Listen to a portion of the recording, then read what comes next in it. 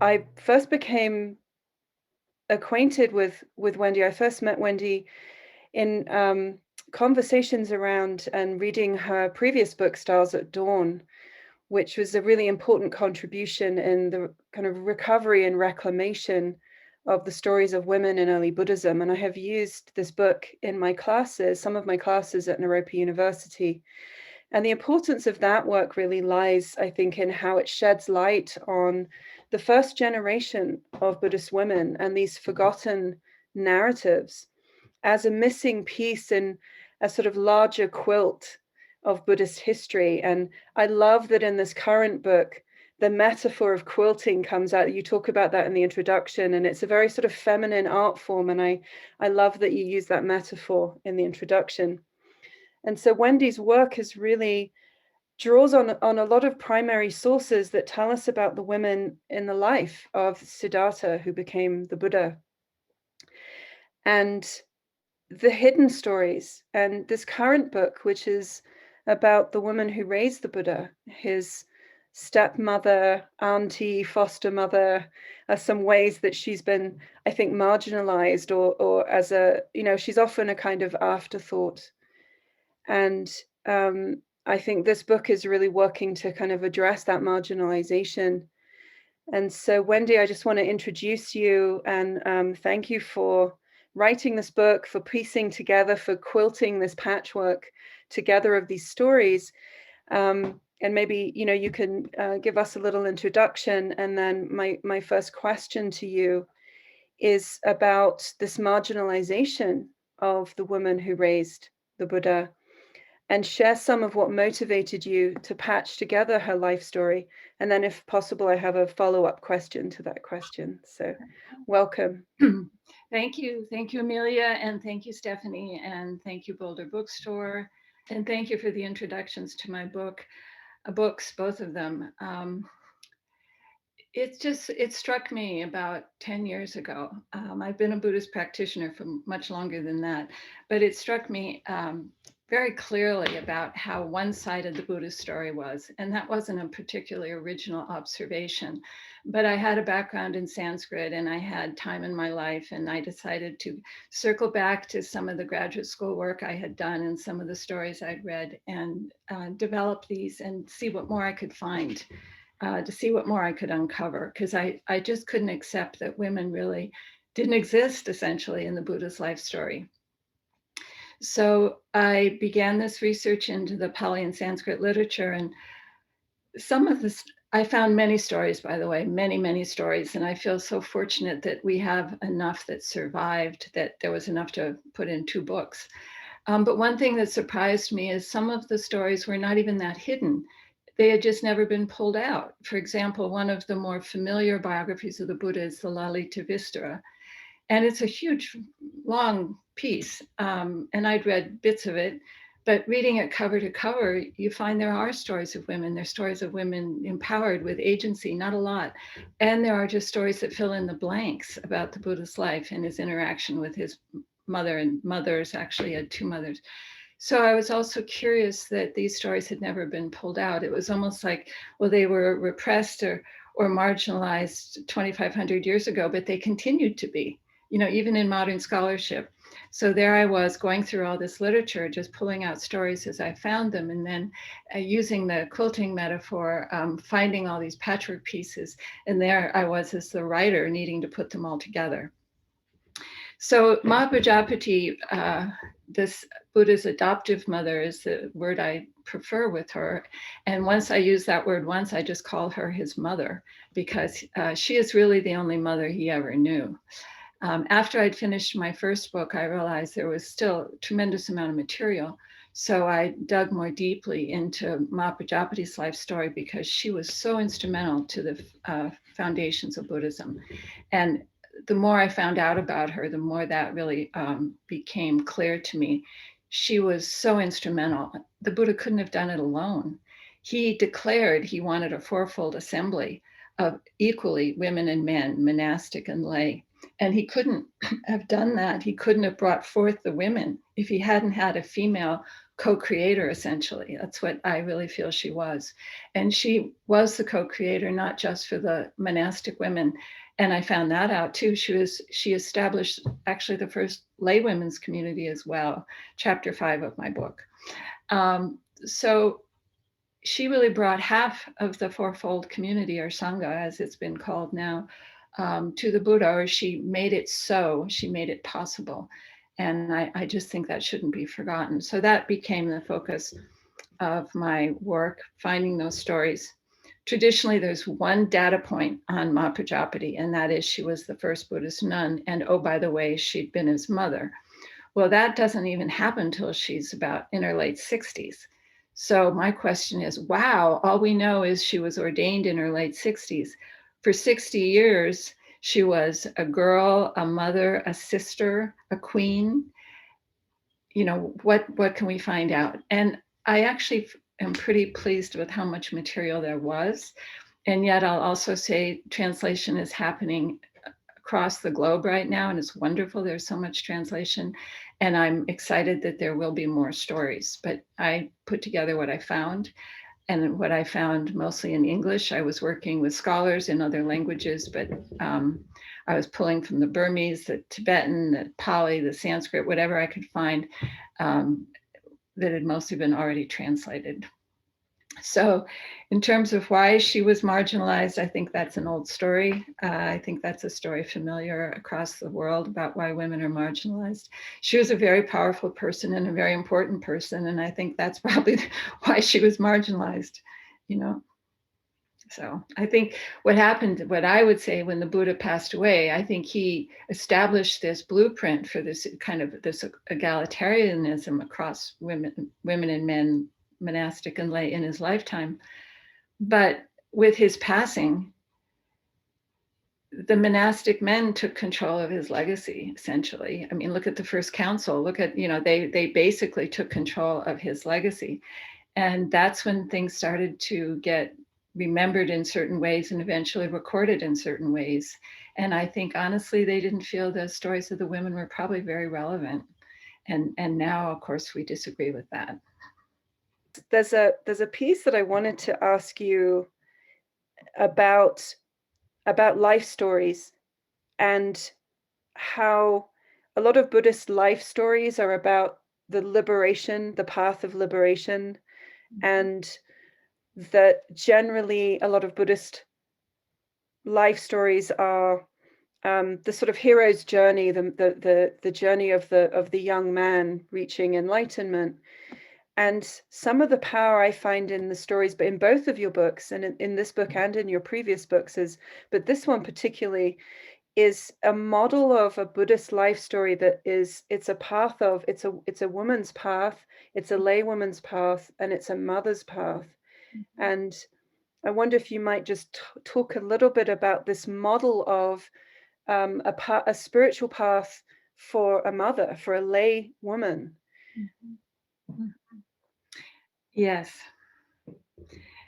You know, I feel the traditional story of the Buddha as the male hero is very flat and sterile, and there's no emotion. You know, there's heroism, there's no emotion. And when you read the stories of the women, it becomes three-dimensional, and there's so much more emotion, so much more feeling. And if it's not always expressed, you can feel it in the context of what's going on. And that to me was such a revelation, and it also kind of kept me going. It was like, this is so beautiful, you know, that there is this emotional depth to the stories. In terms of the path of the mother, I think it couldn't be more powerfully demonstrated than in Mahapajapati's life. She was Maya's sister. Maya was the birth mother. And I found in my research, and I found it in the literature and in the iconography and the Gandharan art, that Mahapajapati was present at the birth. And that's not ever told in the traditional telling of the Nativity. But if you look at the Gandharan art, there's always a woman on the left, and the Nativity is very frequently portrayed, as many of you would know in Gandharan art. There's always a woman on the left supporting Maya as she's giving birth, and she gives birth standing up. Well, that was Mahapajapati, her sister.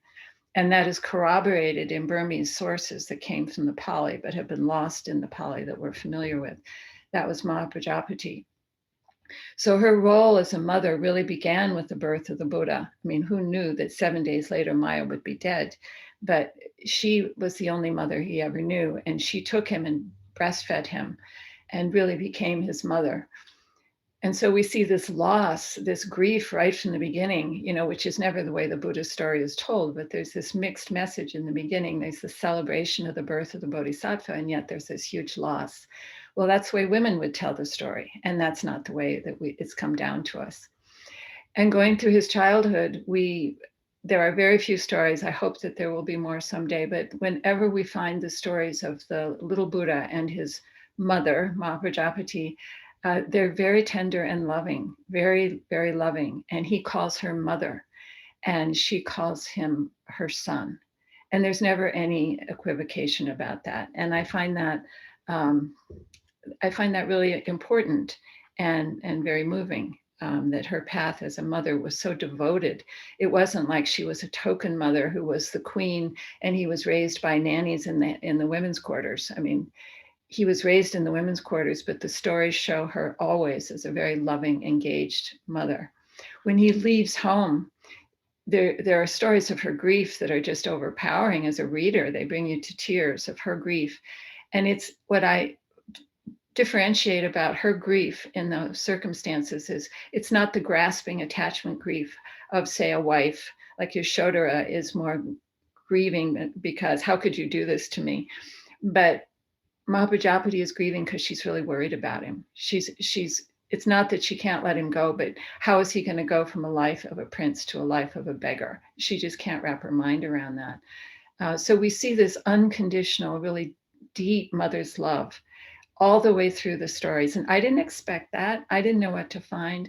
It's so consistent, this really, really deep, profound mother's love.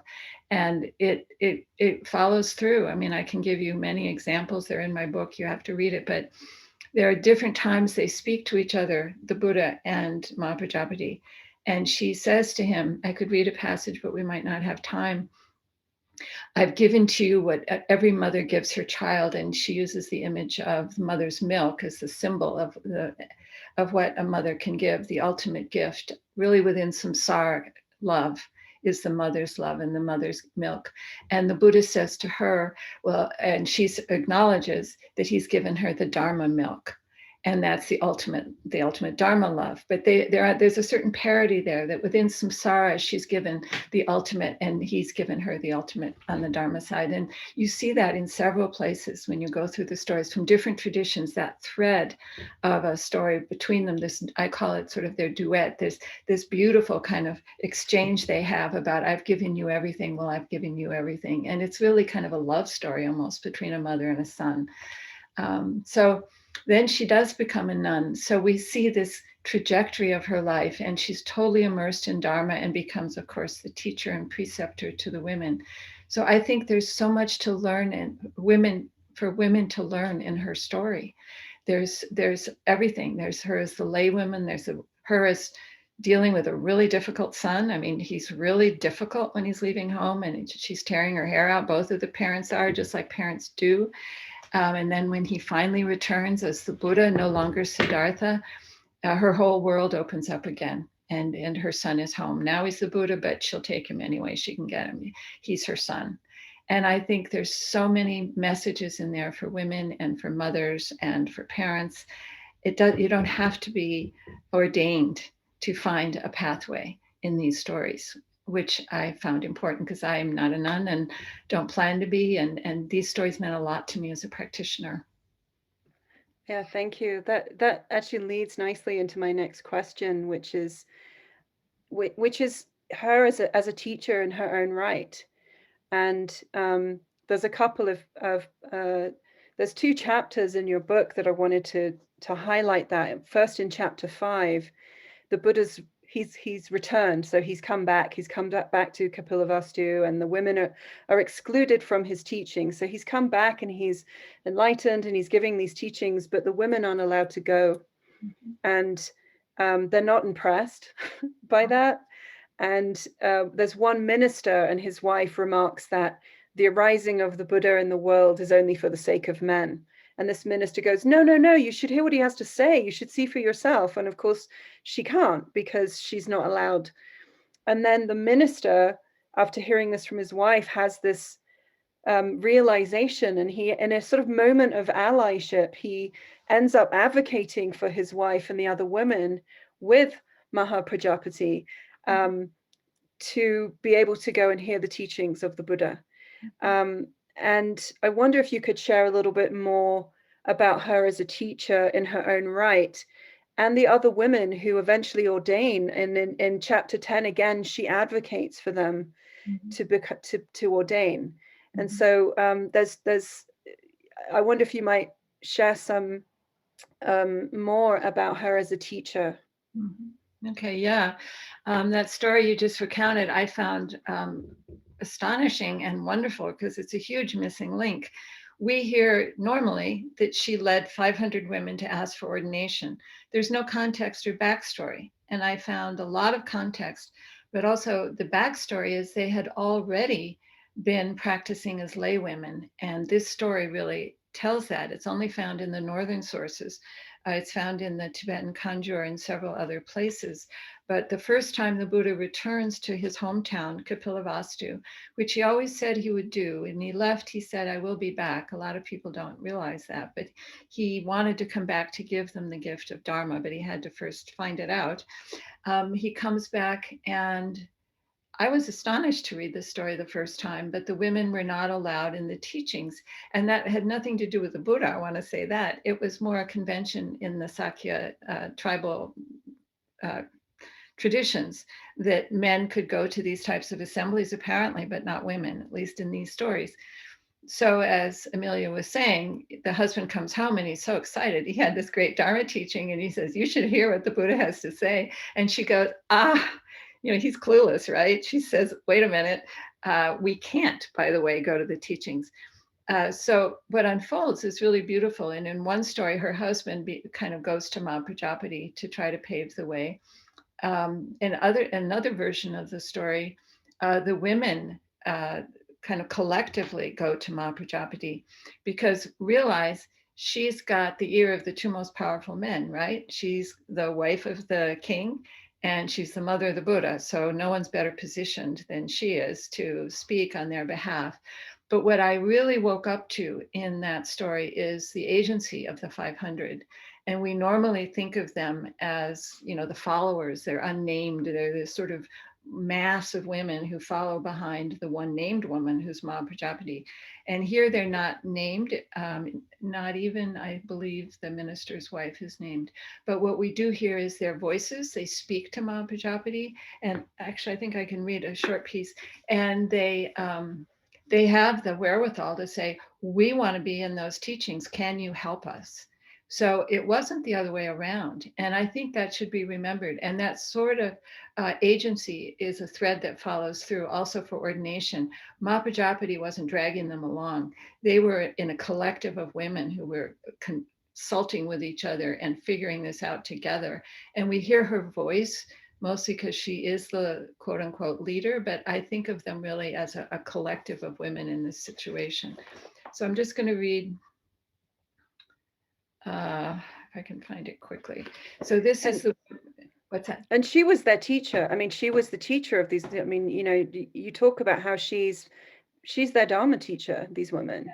Yes. Right? And then when the Buddha left, after they did receive teaching, she was their teacher essentially in Kapilavastu. When he returned 5 or 6 years later, and I promise you, I know the chronology is screwy for the wait a minute, how does she know that? I don't know that, but guessing it's about 5 or 6 years later, he comes back and they ordain. She continued as their teacher, but she began as their lay teacher and continued as their ordained teacher. Right. And that's very important. But this is what's touching is the excitement and the eagerness of the women when they heard about the Dharma. And here they say, Gautami, you know what? We have heard that in front of an assembly of several hundreds of men, the Buddha teaches sweet, sweet Dharma, sweet as pure honey. So we too wish to listen to the Dharma in the presence of the Buddha. Please inform the king of our matter so that the king would go before the Buddha in the morning and we in the afternoon. So they're not only wanting to go, but they're proposing a solution. If they can't be in an assembly with the men, then they can go in shifts. And Buddha, the Buddha's fine with all of this. He's kind of letting them figure it out, which is actually his way of teaching. He lets people kind of figure it out. He doesn't Right. legislate what's supposed to happen. Right. She goes on to be a very beloved teacher of the women. And you find these in stories where the women talk about her. You find it certainly in the Therigatha. But you also find it in the stories where they say, thanks to Gotami, I have attained realization. They're always giving her credit. And the other nuns become named to a certain extent about this time.